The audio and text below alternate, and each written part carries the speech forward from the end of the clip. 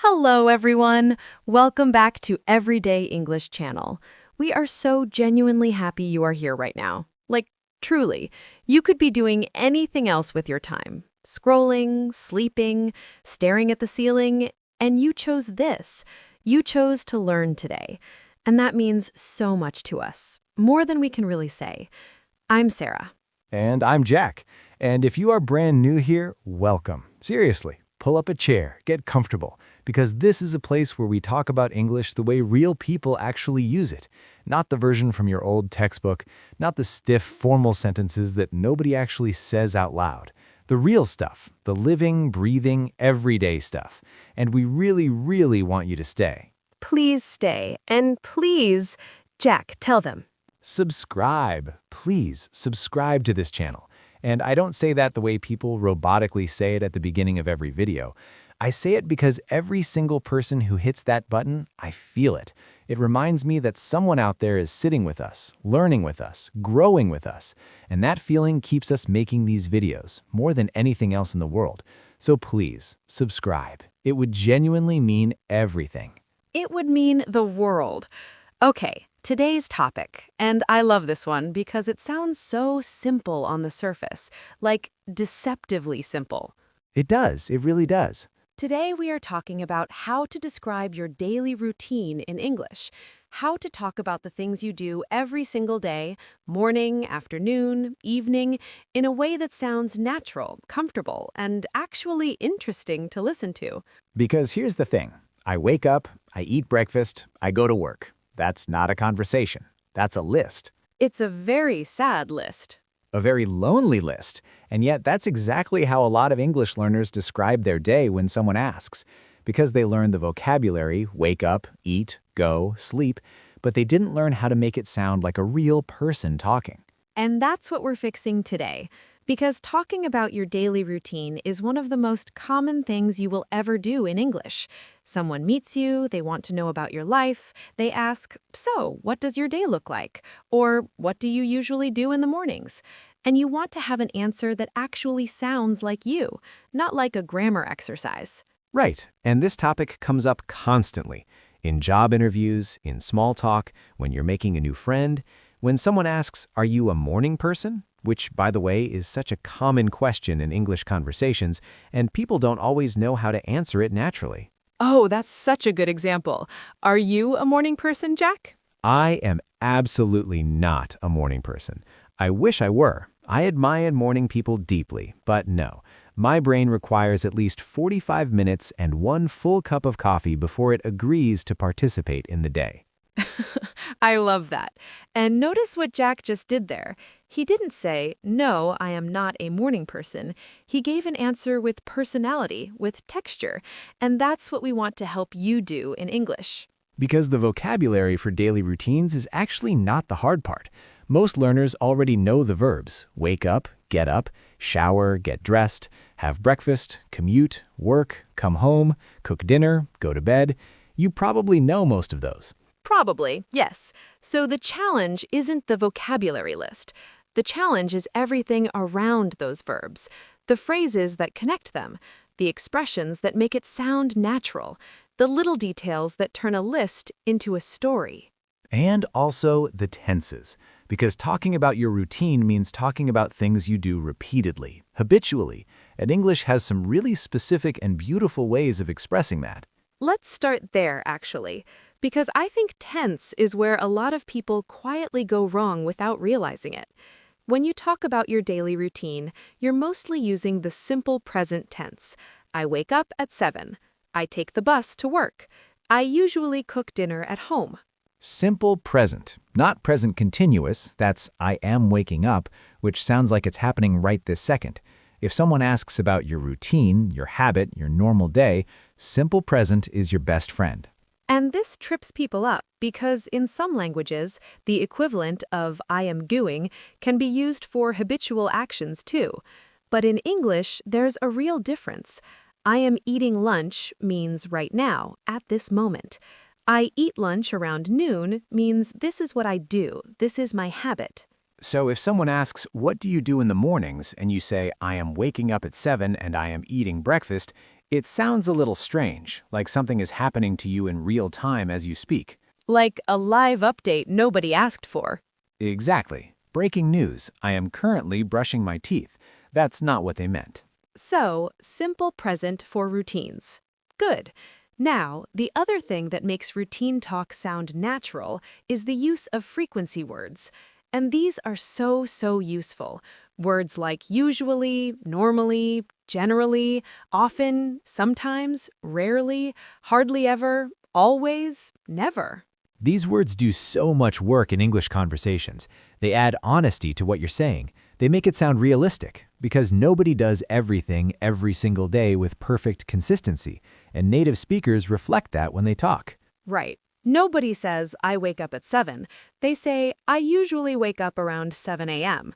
That usually and that around, those two small words make it sound like a real person and not a robot with a fixed schedule.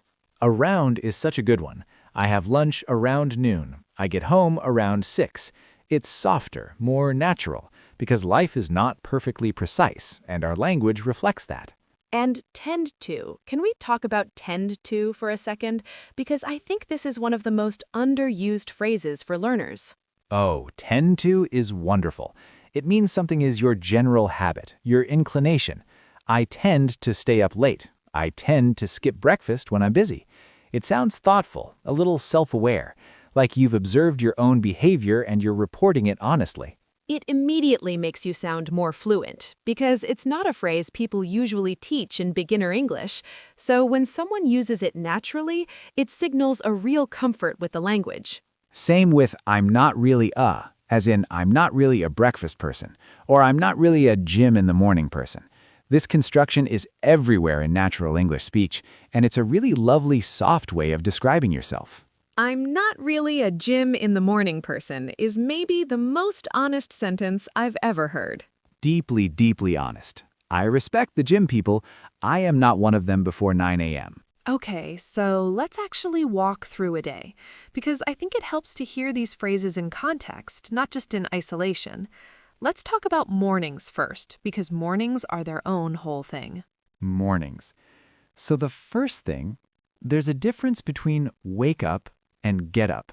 And a lot of learners use them interchangeably, but they're actually a little different. Wake up is when you stop sleeping, when your eyes open.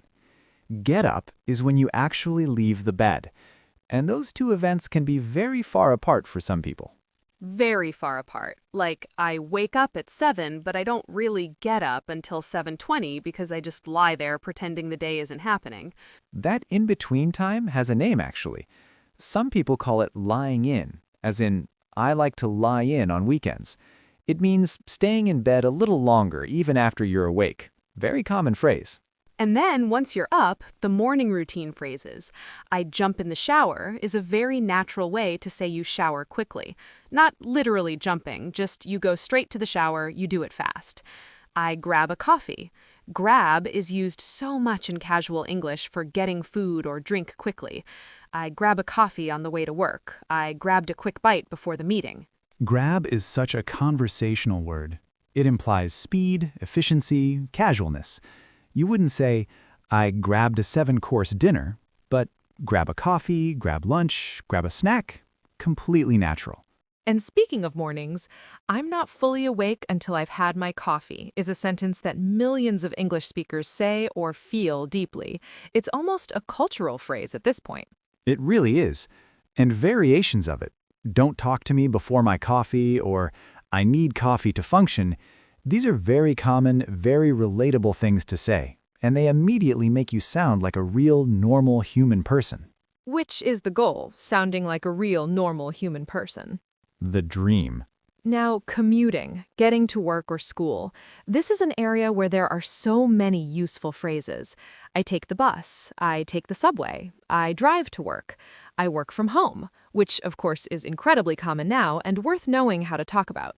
I work from home is its own whole lifestyle, and English has developed a lot of vocabulary around it. I log on around 9. I'm at my desk by 8:30. I take calls from my home office. These phrases are completely normal now in a way they weren't 10 years ago. And the commuting phrases, my commute is about 40 minutes, or I have a pretty long commute, these come up so often in small talk, because when people ask about your day, the commute is often part of the story. And if you want to complain about your commute, which is a very bonding activity in English-speaking cultures, the traffic was terrible, or the train was packed, or I was stuck in traffic for an hour are all completely standard. The train was packed, meaning completely full, no space, everyone squeezed together. Very useful word. Very vivid word. You feel it when you hear it. Okay, the workday. Now, this can vary enormously depending on what someone does, but there are some phrases that work across almost any job or school situation. I start work at 9. My shift starts at 8. I have back-to-back meetings on Mondays. I'm usually pretty busy in the mornings. Things slow down after lunch. I try to take a proper lunch break. A proper lunch break. I love that phrase. It implies there's an improper version, which is eating a sad sandwich at your desk without looking up from your screen, which again, deeply relatable. Deeply relatable. And things slow down versus things pick up, these are really useful. Things pick up in the afternoon means it gets busier. Things slow down toward the end of the day means it gets quieter. These are phrases native speakers use constantly when describing their work rhythm. And I wrap up around 5. Wrap up meaning finish, bring things to a close. I try to wrap up by 5:30. It has a tidier sound than just I finish, like you're neatly folding the day and putting it away. I love that image, folding the day. It's a good one. Evenings. So this is where routines really vary by person, and that's actually what makes talking about them interesting, because your evening tells someone a lot about who you are, and in English there are so many ways to describe how you spend that time. I usually cook at home versus I tend to order in a few nights a week. Order in meaning order food to be delivered to your home. Very common phrase. We ordered in last night. I didn't feel like cooking, so I just ordered in. I didn't feel like cooking. Ugh, that's such a human phrase. I didn't feel like it is used so often in English for when you had the ability to do something, but not the motivation. I didn't feel like going out. I didn't feel like doing the dishes. Very natural. And then there's the evening wind down. I try to decompress after work. Decompress like you've been under pressure all day and now you're releasing it slowly. I watch something on TV to decompress. I go for a walk to decompress. It's a very expressive word. I unwind is similar. I like to unwind with a book. I usually unwind by watching a show. Unwind like you're a coil that's been wound tight all day and now you're loosening. English has such good metaphor-based words for relaxation. Decompress, unwind, switch off. As in, I have a hard time switching off after work. That one is really common and really honest. Switching off means stopping yourself from thinking about work, mentally disconnecting. And a lot of people genuinely struggle with this. I find it hard to switch off is something so many people say, and it's a really authentic, vulnerable thing to be able to express in English. It makes you sound real. Which brings us to bedtime. And again, there's go to bed and there's fall asleep, and those are different. I go to bed at 11 means that's when you get into bed. I fall asleep around midnight means that's when sleep actually comes. Sometimes there's a gap. Sometimes a large gap involving staring at your phone, which you told yourself you wouldn't do. We've all been there. I stay up too late is such a common confession in English. I always mean to go to bed earlier, but I end up staying up too late. End up is such a useful phrase for describing what actually happened versus what you planned. I meant to go to bed at 10, but I ended up watching 3 more episodes. I ended up is honestly one of the most useful phrases for talking about your day in general, because it captures the reality that life doesn't always go according to your intentions. I meant to go to the gym, but I ended up just taking a walk. I planned to cook, but I ended up ordering pizza. Life told differently. The planned version and the ended up version. And the ended up version is usually more interesting. It's always more interesting. Okay, I want to talk about weekends for a moment, because weekend routines come up so much in small talk, and they have their own vocabulary. Yes. What do you get up to on weekends? Get up to meaning, what do you do? What are you involved in? What do you get up to on your days off? Very natural question. And sleep in, sleeping later than usual on weekends. I love to sleep in on Sundays. I slept in until 10, as opposed to the weekday alarm and rush version of yourself. Run errands is a great weekend phrase. Errands, small tasks you need to do outside the house. Grocery shopping, going to the bank, picking something up. I spent Saturday morning running errands. Very common, very normal thing to say. Catch up with friends. This one is important. Catch up, meaning reconnecting with someone, getting updated on each other's lives. I try to catch up with friends on weekends. We finally caught up over coffee. It implies you haven't seen them in a while, and you're filling in the gaps. And recharge. I use the weekend to recharge. Like your phone. You've been running on low battery all week, and the weekend is when you plug in. I'm pretty introverted, so I need the weekend to recharge. And that's such a nice thing about talking about your routine. It's personal. It reveals things about you. Whether you're someone who fills every hour or someone who needs quiet time. Whether you're a social person or someone who prefers their own company. And English gives you the tools to express all of that. And people genuinely want to know. When someone asks about your routine, they're not just making small talk for the sake of it. Usually, they're interested in who you are as a person. Your routine is a portrait of your life. That's beautifully put. And I think that's what we want learners to feel, that talking about their day isn't just a language exercise. It's a chance to share something real about themselves. And that should feel exciting, not scary. And the more comfortable you get with these phrases, the frequency words, the natural verbs, the connectors like and then, after that, by the time, once I've, the more your routine starts sounding like a story and less like a checklist. By the time, yes. By the time I get home, I'm exhausted.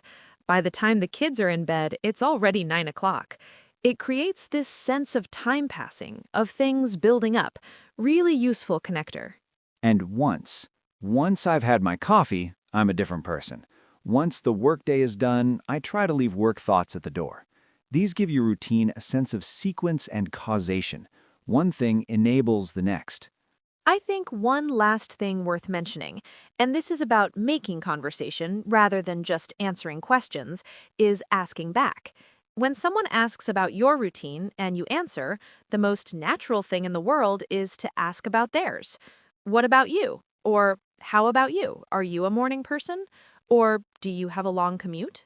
Conversation is a two-way thing, and one of the signs of a confident English speaker isn't just that they can answer questions well, it's that they ask them too. They keep the exchange going. They show genuine curiosity. And honestly, people love talking about themselves. Ask someone about their morning routine and they will tell you a lot. And while they're talking, you get a little breather and you also build a real connection. Which is what language is actually for. Connection. Not grammar points, not perfect sentences. Connection between people. Beautifully said. And on that note, if this conversation today gave you even a handful of new phrases, if something clicked that didn't before, if you feel even a little more ready to answer the question, so what does your day look like? Then we did our job and we are so glad. Please give this video a thumbs up if it helped. It genuinely makes a difference in how these videos get seen by other people who need them. Share it with someone who is learning English and struggling to sound natural, because that person exists in your life, we promise. And subscribe, please. We put so much love and thought into every single video on this channel, and every new subscriber is a real person who chose to come along with us on this journey. And we notice, we feel it, and we are grateful for every one of you. Leave us a comment about your routine in English. It doesn't have to be perfect. Just tell us one thing you do every day. One small habit, one phrase you're going to try, because writing it in the comments is already practice. You're already using the language. Until next time, talk about your day today, to someone, to yourself, to your cat. Just say the words out loud. That's where it starts. Take care, everyone. See you soon.